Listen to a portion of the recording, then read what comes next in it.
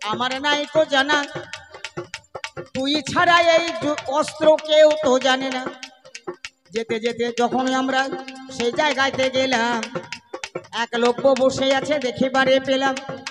দ্রোণাচার্যের মূর্তি আছে, মিথ্যে কথা নয়। আমি যাহা জানি সে তো জানে ওরে হয়। এবার দ্রোণাচার্য হেন কার্য বাবা অসম্ভব করিল, একলব্যের এই আঙুলে কেটে গুরু দীক্ষা নিল। আমি বললাম, গুরুদেব এটা কি করলেন? এটা আপনি কি করলেন? গুরু হয়ে শিষ্যের প্রতি হেন আচরণ। গুরু বলে, ওরে অর্জুন কথাই দিবি মন, আমি যে রে রাজগুরু, ব্রাহ্মণ বটে হলাম, আরে হিনে বেটার গুরু হব মনেতে ভাবিলাম। তাই যাতে ও আর কোনোদিন অস্ত্র ধরতে না পারে সমাজে, তাই ওর আঙুলটা কেটে নিলাম। দহারি অর্জুন বলল, ঠিক ঠিক গুরুদেব, এটা আপনার উচিত নয়। আপনি ব্রাহ্মণ বলে অহংকারী হয়ে হীন জাতির গুরু হবেন না বলে তার গুরু আঙুলটাই কেটে নিলেন। একলব্য অভিশাপ দিল। গুরুদেব গো শোনো, ওই অর্জুনের হাতেই তোমার মৃত্যু হবে, এ কথাটা মেনো। অর্জুন কাঁদিয়া কহে, কহিতে পরানো দহে, চক্ষে বহে দুঃখের বাড়ি হান। এ কোন কথা বলো তুমি, কেন করলে এ পাগলামি? আমার হাতে আমার গুরু হইবে ধন। একলব্য, এ তুমি কেন বললে? এ কথা তুমি ফিরিয়ে নাও ভাই। একলব্য বলছে, আমিও শিষ্য তুমিও শিষ্য। যদি আমার অস্ত্র ধরবার ক্ষমতা থাকতো, তাহলে এই নিকৃষ্ট ব্রাহ্মণত্বের অহংকারী এই দ্রোণাচার্য গুরুকে আমি বধ করতাম। কিন্তু আমিও শিষ্য তুমিও শিষ্য, তাই আমি ঈশ্বরের কাছে আবেদন করব, এর বিচার হবে কুরুক্ষেত্রে দ্বৈরথ সমরে। যেই দিন দ্রোণাচার্যের সঙ্গে হবে তোমার মহরণ, সেই দিন দ্রোণাচার্য প্রতিজ্ঞা করেছে, নিষ্পাণ্ডব করিব ধরণী। অথচ দ্রোণাচার্য জানে যে পাণ্ডবকে বধ করার ক্ষমতা পৃথিবীতে কারো নাই। চেনেও অহংকারী হয়ে সেদিন দুর্যোধনের ভয়ে, দুর্যোধনের অর্থ লোভে দ্রোণাচার্য কি করলো?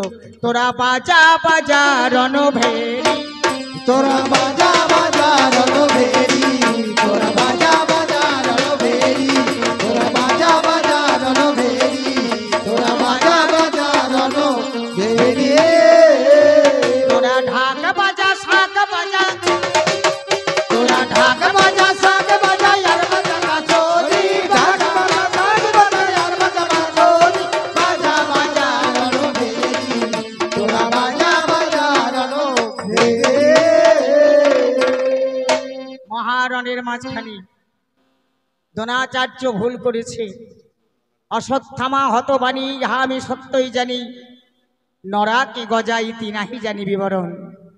অশ্বত্থামা নামে একটা হাতি ছিল, সেই হাতি সেই দিন রণে পড়েছে।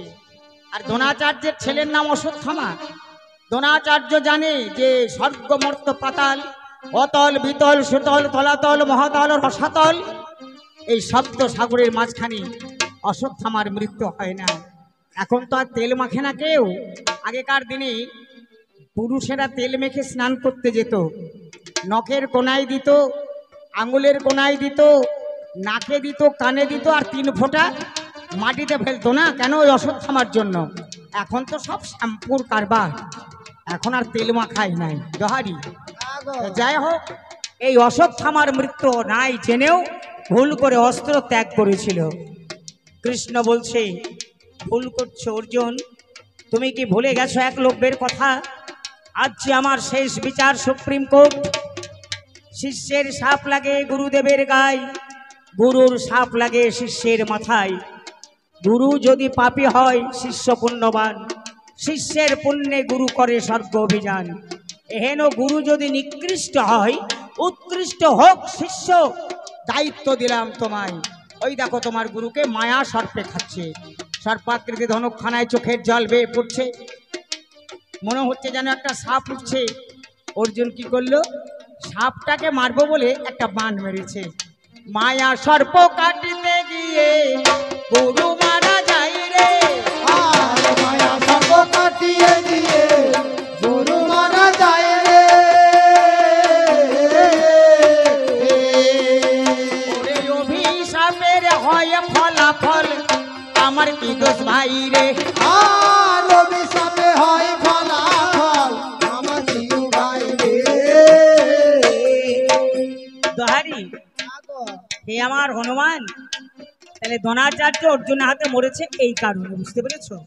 সর্বকারণের কারণ অনাদির আদি গোবিন্দ, সর্বঘটে বিরাজমান। এসব গোপন তথ্য কেমন করে তুই জানবি হনুমান? তুই আমাকে বলছিস রসের কারবার? হ্যাঁ, বললো সীতাকে আর রামকে তুমি কিভাবে বন্দি করেছো বুকে? কি দেখালো? বলে কিছু মনে করবেন না, লিঙ্গ দেখালো। বলে হারি লিঙ্গ রে? এই দেখুন, এই শিব ঠাকুর যেদিন শ্বশুরবাড়ি বিয়ে করতে গেছিল না, শিব ঠাকুর বিয়ে করতে গেছিল, তা নারদ গিয়ে মেনকাকে বলেছে যে দিদিমা, তোমার জামাইটা একটু অন্যরকম ব্যাপার, এই বরণ ডালায় একটু ইসুমুল দিয়ে দিও তো। ইসুমুল মানে ইসুমুলের গন্ধে সাপ থাকে না, বুঝতে পারলেন? আর শিবের তো মাথায় সাপ, বুকে সাপ, গলায় সাপ, এই কোমরের বেল্ট যেটা মানে বাদছাল, সেটাও সাপের চাপটি দিয়াটা। এই ইসুমুলের ডালা দিয়ে মা মেনকা বরণ করতে এসেছে। প্রথমে মাথার সাপটা পালাইলো, কপালে ঠেকিয়েছে ডালা, বুকে ঠাকালো, গলার সাপটা গেল, এবার কোমরে ঠেকিয়েছে, বাস কোমরেরটা গিয়ে বাঘঝালটা খুলে পড়ে সে বুদ্ধমুদ্ধম হয়ে দাঁড়িয়ে গেছে। হ্যাঁ, আর দক্ষ রাজার 59, মানে দুর্গাকে নিয়ে 60টা মেয়ে আবার কি হইল্লো হইল্লো হইল্লো হইল্লো করে হুলাইতে হুলাইতে উলুর ধ্বনির জন্ম হয়ে গেল। বাউলে গায়ে দেখেন না, ও মেনকা মেনকা মাথায় দিল ঘোমটা, ও মেনকা মেনকা মাথায় দিল ঘোমটা, ও মেনকা মেনকা মাথায় দিল ঘোমটা। ও তুই বেছে বেছে করলি জামাই চিরকালের ন্যাংটা লো বেছে বেছে করলি জামাই চিরকালের ন্যাংটা, ও মেনকা মেনকা মাথায় দিল ঘোমটা। মেনকা অভিশাপ দিল, বাবা জামাই, তুই জামাই হয়ে শাশুড়কে ধন দেখালি, বলি এই ধন তোর কাটা যাবে রে, এই ধন তোর কাটা যাবে রে। শ্বশুর বাড়িতে যারা যাবেন কাপড় ছাড়বেন খুব সাবধানে, শাশুড়ি মার চোখে যেন কোনো মতেই না পড়ে, বুঝতে পেরেছেন? নাহলে শিবের কাটা গেল কবে? সমুদ্র মন্থনে, নাকি? বিষ্ণু তার সুদর্শন চক্র দিয়ে 108 খণ্ড করে কেটে দিল।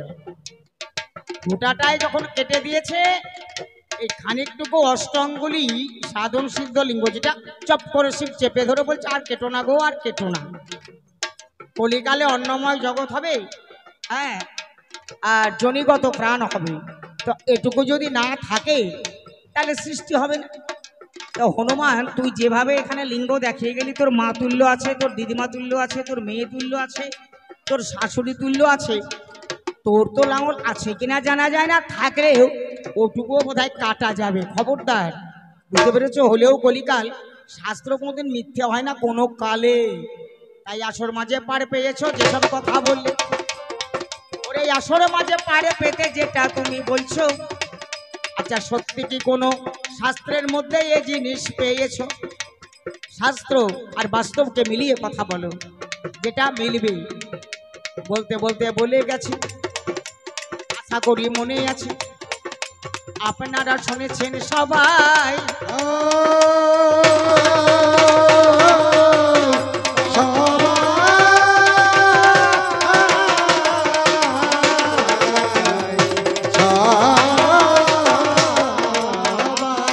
ওরে নিত্য ধন পেয়েও কেন অনিত্যে মনে যায়?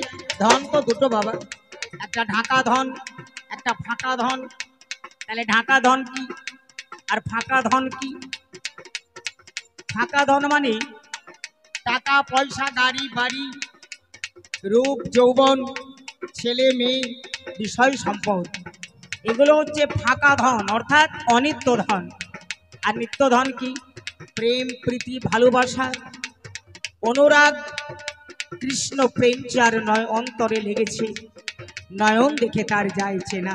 হনুমান, ওরে কৃষ্ণ প্রেমে পাগল হলো যারা, ওরে কৃষ্ণ প্রেমে পাগল হলো যারা, ওরে কৃষ্ণ প্রেমে পাগল হলো যারা, ওরে কৃষ্ণ প্রেমে পাগল হলো যারা, ওরে কৃষ্ণ প্রেমে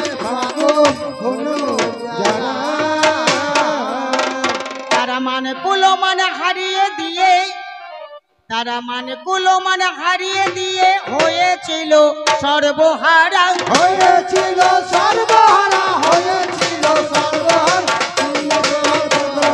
যারা ওরে তিন হলো যারা, ওরে তিন ধনে পাগল হলো যারা, ওরে তিন ধনে পাগল হলো যারা।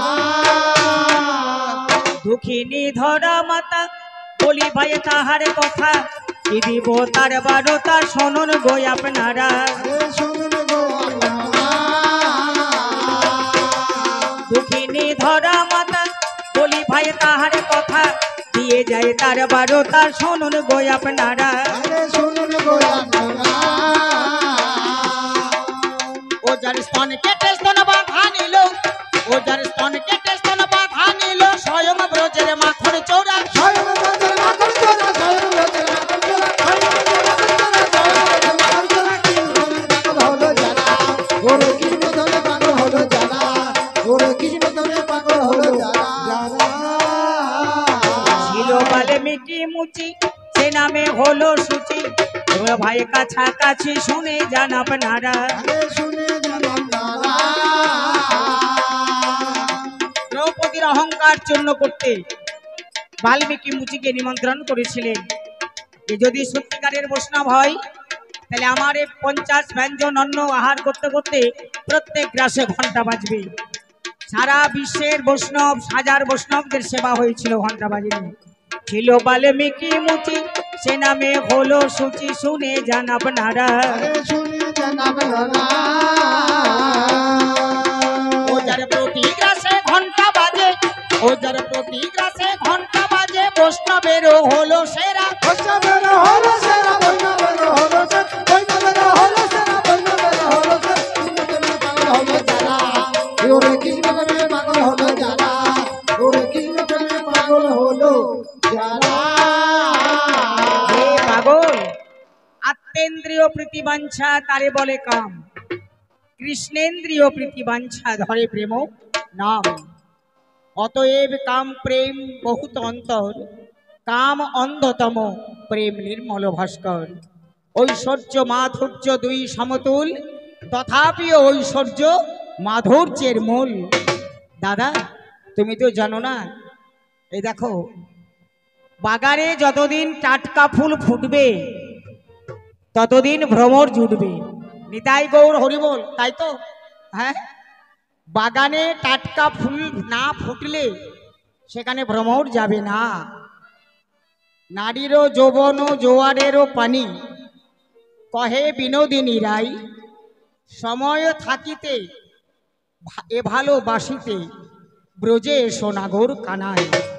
তাহলে যৌবনের ফুলটা 11 বছর 9 মাস 7 দিনে ফোটে, আর যার একটু স্বাস্থ্য ভালো তার দেখবেন 40-45 যায়, 50 হলে তখন ব্যারামে পরিণত হয়। রে দাদা, এ রস এ ভাব তুই পাবে কোথায়? বৃন্দাবনে ফুল ফুটেছে 3 রঙের এক জড় সাদা। বৃন্দাবনে ফুল ফুটেছে, সাদা। বৃন্দাবনে ফুল ফুটেছে, রঙে এক জড় সাদা। বৃন্দাবনে ফুল ফুটেছে।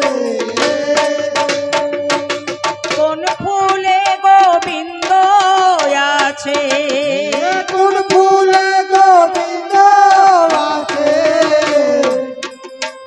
কোন ফুলে গোবিন্দ আছে, কোন ফুলে শ্রীমতী রাধা।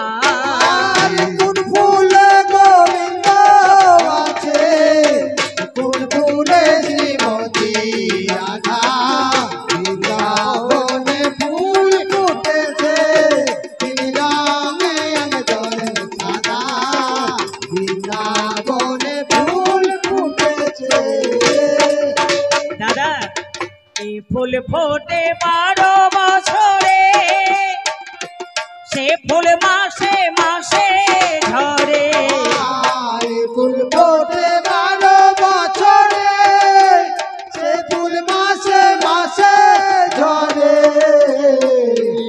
ফোটে 12 বছরে, সে ফুল মাসে মাসে ঝরে। ফুল ফোটে 12 বছরে, সে ফুল মাসে মাসে ঝরে। সাধুর দলে সন্ধান করে, আর সাধুর দলে সন্ধান করে, রসিকেতে সন্ধান করে, বেরসিকে পাইরে বাধা। বৃন্দাবনে ফুল ফুটেছে, রঙে এক জল সাদা। বৃন্দাবনে ফুল ফুটেছে, রঙে এক জল সাদা। বৃন্দাবনে ফুল ফুটেছে, রঙে এক জল সাদা। আরে দহারি আগো রস আসতে, রাস কথার অর্থ হচ্ছে পূর্ণ রস আর সাধন করা। রাস কথাটা লিখতে গেলে আসতে প্রথমে একটা ব লিখতে হয়, তারপরে একটা দন্তের সহ তালবস সহ একটা স দিতে হবে উচ্চারণের জন্য। তাহলে প্রথমে ব তালবস কিংবা দন্তের স বস, বয়ের নিচে একটা বিন্দু দিলে কি হবে বাবা? রস, তাই তো? আচ্ছা, বিন্দুটা মুছে দেন, বয়ের পিঠে একটা আকার দেন, তাহলে বয়াকার দন্তের স বা বয়াকার তালবস কি উচ্চারণ হবে? বাস, তাই না? বিন্দুটা বয়ের তলায় দেন, এবার হবে রাস। তাহলে প্রথমে বস করো, প্রথমে বস করো কাকে? না নারীকে।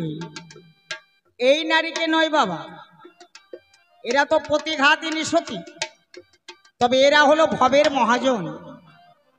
সবাই জানে যে বেহুলার স্বামী লক্ষিন্দরের দংশন হয়েছে বাসর রাতে। প্রত্যেকটা পুরুষই আপনার লক্ষিন্দর, আর প্রত্যেকটা নারী হচ্ছে বেহুলা। অর্থাৎ এদের এক চোয়ালে আছে বিষ আর এক চোয়ালে আছে অমৃত। দোকানে যেমন আলকাতরাও থাকে, চিটে গুড় থাকে, চিনি থাকে, মিছরি থাকে, যে কাস্টমারের যেটা দরকার দোকানদারের কাছ থেকে সে সেটাই খরিদ করে। তা আমার মায়েরা হচ্ছে এই বিশ্বের বুকে মহাজন। এদের কাছে আপনি যেমন সম্ভার চাইবেন তেমনই পাবেন। তো এই যে আমাদের বাবারা প্রত্যেকে আপনারা রাসের নায়ক। তাহলে রয়ে আকার তালবস সরাস বা রয়াকার দন্তের সরাস, এই বয়ের তলার বিন্দুটা যদি বয়ের মাথায় তুলে দেওয়া হয় বাবা, তাহলে বয়চন্দ্রবন্ধু আকার তালবস কি হবে? বাঁশ। রাত্রি 12টার আগে যদি কেহ করে রাস, দিনে দিনে হয় তার অঙ্গের বিনাশ। তো এখনকার ছেলেমেয়েরা কি করছে, এই রাত্রি 8টা বাজতে না বাজতে যারা বিশেষ করে নতুন বিয়ে করেছে তারা কি করে, মিলন প্রয়াসে ছুটে চলে যায় স্ত্রীর কাছে। কিন্তু শাস্ত্র কি বলছে? প্রতি নিশি সতী যদি না যায় প্রতিপাস, দিনে দিনে হয় তার অঙ্গের বিনাশ। তাহলে রাত্রি 12টার আগে স্বামী স্ত্রীর মিলন কখনো সম্ভব নয়। আবার কখন নিষেধ? না, শয্যাত্যাগ কালে যে বা করে স্ত্রী ভোগ, তাহাকে ধরিবে তুমি রাজ যক্ষা রোগ। চাঁদের শ্বশুরের অভিশাপে যখন রাজ যক্ষা রোগ চাঁদের হলো, শিবের জটায় আশ্রয় নিল চাঁদ। যক্ষা রোগ শিবের কাছে আসতে পারছে না, জিজ্ঞাসা করলো আমি কোথায় থাকবো? বলল যে ভোরবেলায় শয্যাত্যাগ কালে যারা করবে স্ত্রী ভোগ, তাদেরকে ধরবে তুমি রাজ যক্ষা রোগ। এই সব লোকেদের কাছে তুমি থাকবে, যাবে। তাহলে রমণ করলেই তো নয়, শৃঙ্গার করলেই তো নয়, স্বামী স্ত্রীর মিলন হলেই তো নয়, তার একটা সময় আছে। দিনে যাবে না নারী পুরুষের কাছে, আর রাত্রে পুরুষ যাবে না নারীর কাছে। এই নিয়ে লালন ফকির একটা গান তৈরি করেছিল, মিলন হবে কত দিনেই আমার মনের মানুষের সনে। তাহলে পুরুষের নিষেধে দিনের বেলায়, নারীর নিষেধে রাতের বেলায়, মিলন কেমন করে হবে? গুরুর কাছে ওরে হনুমান সময় জেনে নেবে। দুটো না খেইরা পিঙ্গলা সুষাণমা ভয়, 21,600 বার নিঃশ্বাস আসে আর চাই।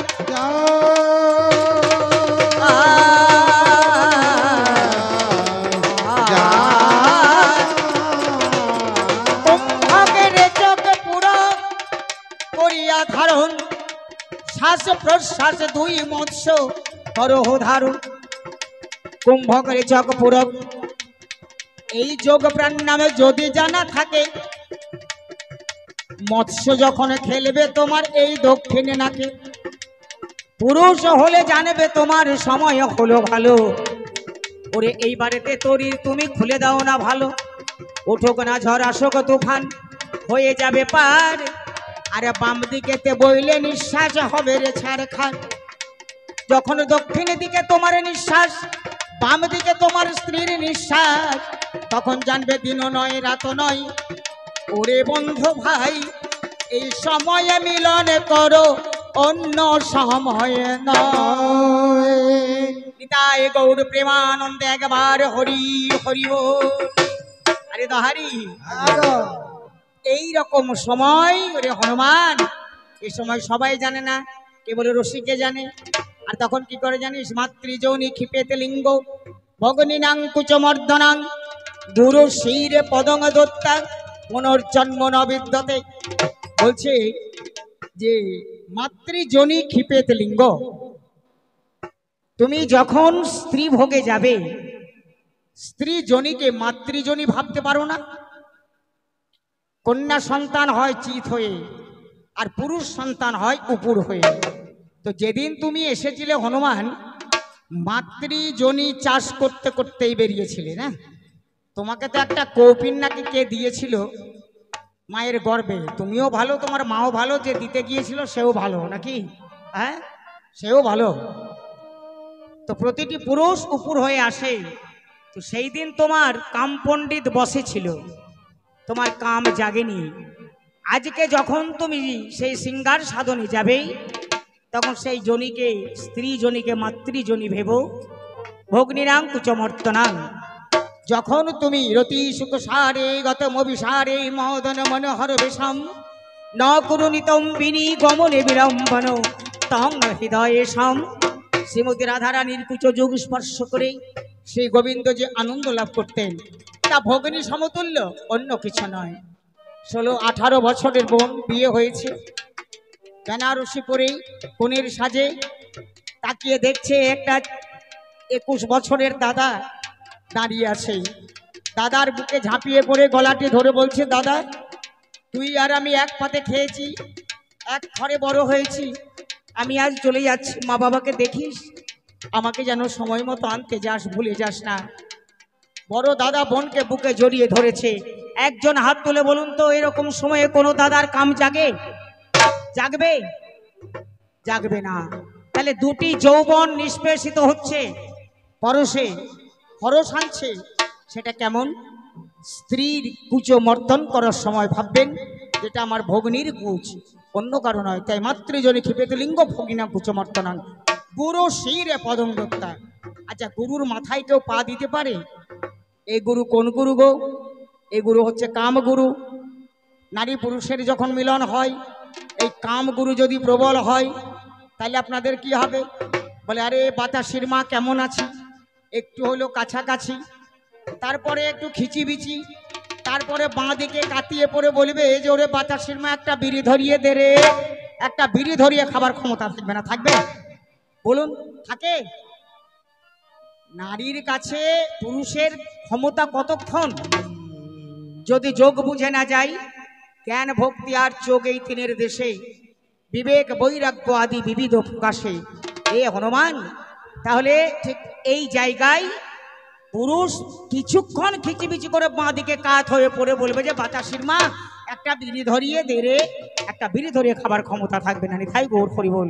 হনুমান, আমি হলাম সেই অর্জুন, তুমি জানো আমি সেই রসের রসে। তাহলে কেমন? সাধন সমরে তুমি তো বান ধরতেই যাও না হনুমান, সারা জীবন গদা ঘাড়ে করে ছুটে বেরিয়েছ। আমি হলাম বানাধারী অর্জুন। তুমি যতবার নামবার চেষ্টা করবে রথ থেকে, আমার মাথা থেকে, আমি অর্জুন, আমি মালকে নিয়ে খেলা করতে পারি। আমি নিচের মাল উপরে তুলতে পারি, উপরের মালকে নিচে নামাতে পারি। রাধা রাধা রাধা রাধা, নিচে থেকে রাধা মন্ত্র জপো, মাল পড়বে বাঁধা।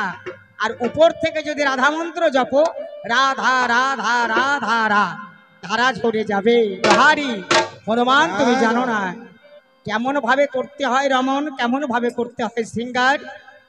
সাধন সমরে বলি বারে বারে, যেও না রে মন পতন হবার তরে। সাধন সমরে বলি বারে বারে, যেও না রে মন পতন হবার তরে। সাধন সমরে বলি বারে বারে, যেও না রে মন পতন হবার তরে। সাধন সমরে এলোকে নারী আসে অসি ধরা, সাধন সমরে দিতেছে পাহারা। লোকে সে নারী হাসে বসি ধরা, সাধন সমরে দিতেছে পাহারা। এলোকে নারী আসে অসি ধরা, সাধন সমরে দিতেছে পাহারা। লোকে সে নারী হাতে বসি ধরা, সাধন সমরে দিতেছে পাহারা। ভগে দিয়ে বান সাধো পঞ্চবান, ভগে দিয়ে বান সাধো পঞ্চবান। ভগে দিয়ে বান সাধো পঞ্চবান। সাধন সিদ্ধ রতি জানো গুরুর বাড়ি। সাধন সমরে বলি বারে বারে, কেউ না রে মানো পতন হবার তরে। সাধন সমরে আরে আসতে তাহলে এই সমর হচ্ছে সাধন সমর। ভগে দিয়ে বান সাধো পঞ্চবান, সাধন সিদ্ধ রতি জানো গুরুর দ্বারে। মেঘে মেঘে ঘর্ষণ হবে, বিদ্যুৎ চমকাবে, চাতক ডাকবে জল পিপাসায়, কিন্তু এক ফোঁটা বৃষ্টি বরিশন হবে না। হনুমানে জানো না গো, আজ করো অনুমান।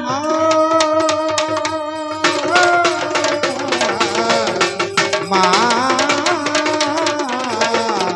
তাই হৃদয়েতে রাখতে হয় যদি সেই নিত্য ধন। কৃষ্ণ হচ্ছে নিত্য ধন। ব্রজের সমস্ত গোপী একদিন শ্রী গোবিন্দকে বলেছিল, হে গোবিন্দ, আমরা কি তোমার কেউ নই? শুধু রাধাই কি তোমার? রাধার উপসী, তাই তুমি রাধার, আমরা তোমার কেউ নই। তাই তারা একদিন এমন ভাবে সেজেছিল। কেন সেজেছিল জানো? তাদের রূপ যৌবন দিয়ে কৃষ্ণকে আকর্ষণ করে ধরে রাখার জন্য। মায়া গঙ্গা যমুনা সরস্বতী, এদের মাসে মাসে জোয়ার আসে ত্রিবেণী সংহতিরে। গঙ্গা যমুনা সরস্বতী একদিন কালা, একদিন ধলা, একদিন লালমতি, অর্থাৎ 3 দিনে 3টে রং হয়। এই কালিয়া বরণ যেটা লাল সাগর বেতে, আজ ধরে রাখতে চায় নারী আপন হৃদয়েতে। তাহলে রূপ যৌবন না থাকলে, টাটকা ফুলে মধু না থাকলে ভ্রমর আকর্ষণ হবে না। আজ ওরে আমার হনুমান নাই তো তোমার জানা। তাই ঐশ্বর্য মাধুর্য দুই সমতুল, তথাপিও মাধুর্য ঐশ্বর্য তার মূল। আমার যদি ঐশ্বর্য না থাকে, মাধুর্য রাখবো কেমন করে? আমি অন্যায়ের বিরুদ্ধে যুদ্ধ করেছি জানাই গো তোমারে। এ যুদ্ধই আমার নয় হনুমান, আমি প্রথমে পালাতে বলেছি। কৃষ্ণের ইচ্ছায় যুদ্ধই আমার আসরে জানাইছি। আমি বলেছিলাম যুদ্ধ করব না। কৃষ্ণ বলে, অন্যায় যে করে, অন্যায় যে সহে মম ঘৃণা জানো তাদের 3 সমুদহে। তাহলে প্রভুই আমার ধ্যান, প্রভুই আমার জ্ঞান, প্রভুই আমার ভালোবাসা। প্রভুর দুঃখে দুঃখ মানি, প্রভুর সুখে সুখ মানি, প্রভুর কাঁদা প্রভুর হাসাই আমার মনেরই আশা। আমি সবে কিছু দিয়ে তারে করেছি আত্মসমর্পণ। আমার বলতে ওরে হনুমান নাই তো বাহ্য জ্ঞান। তাই তুমি বুঝতে পেরেছো? তুমি বুঝতে পেরেছো ঐশ্বর্য কাকে বলি? নারীর যৌবন যখন কমে যায়, তখন তার স্বামীর আকর্ষণ কমে যায়। স্বামীর যদি যৌবন হারিয়ে যায়, স্ত্রীর আকর্ষণ কমে যায়। কারণ যৌবনের চারা গাছে যখন ফুল ফোটে, রসিক ভ্রমর তখন তো সেই মধুর লোভে ছোটে। কৃষ্ণ হচ্ছে রসিক ভ্রমর।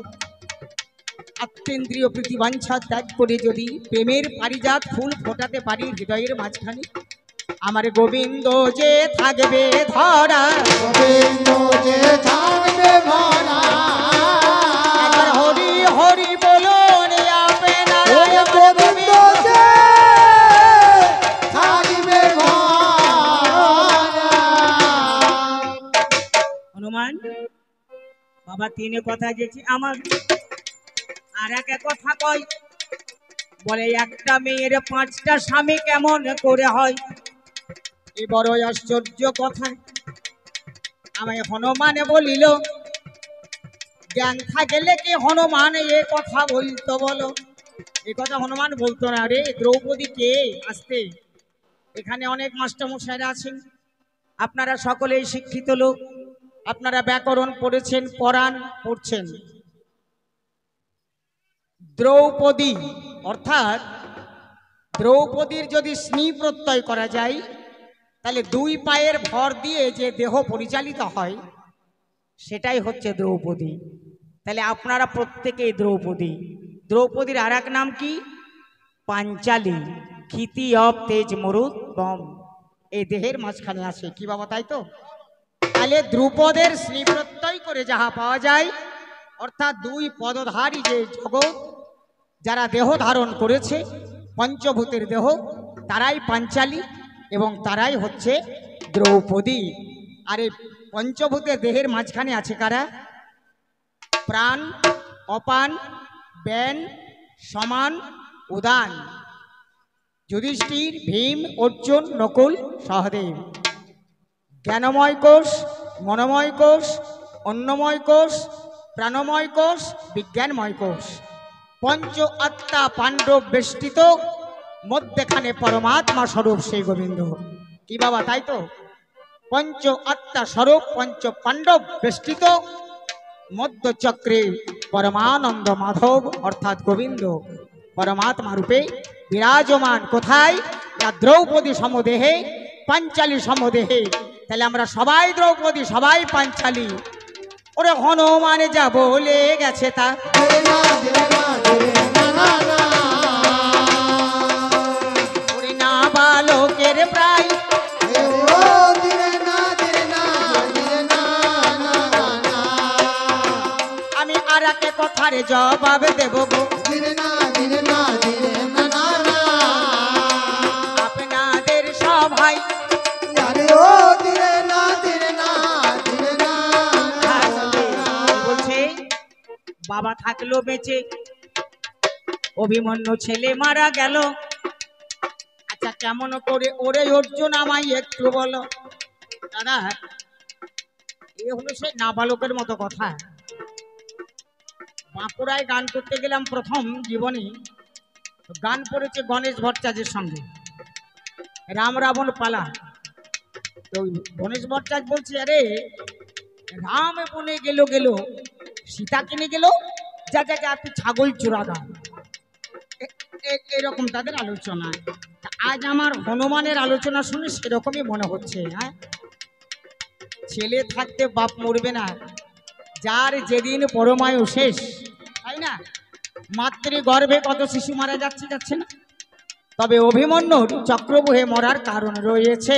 কারণ রয়েছে, আমি বলে যাই এই আজ সবার কাছে, কারণ রয়েছে, কারণ রয়েছে, বলে যাই আমি সবার কাছে। কারণ রয়েছে, কারণ রয়েছে। অভিমন্যু হচ্ছে চন্দ্রের একটা গ্রহণের দিনের খসে যাওয়া একটা অংশ। ধারণ করলো কে? মাথায় বুধ। এই অভিমন্যু চন্দ্রের গ্রহণের দিনের খসে যাওয়া এক বিন্দু অংশ ঝরে পড়ছে যখন, ধারণ করলো কে? না আর একটা গ্রহ বুধ। উপগ্রহ থেকে খণ্ডিত সেই বিন্দু আরেকটি গ্রহ ধারণ করলো, যার নাম বুধ। এই বুধের মস্তক থেকে পেয়েছিল কে? না সুভদ্রা পেল যখন, জন্ম নিল মানুষ রূপে, তা গুরু গর্গমণি বলল যে অর্জুন এই সন্তান কিন্তু 12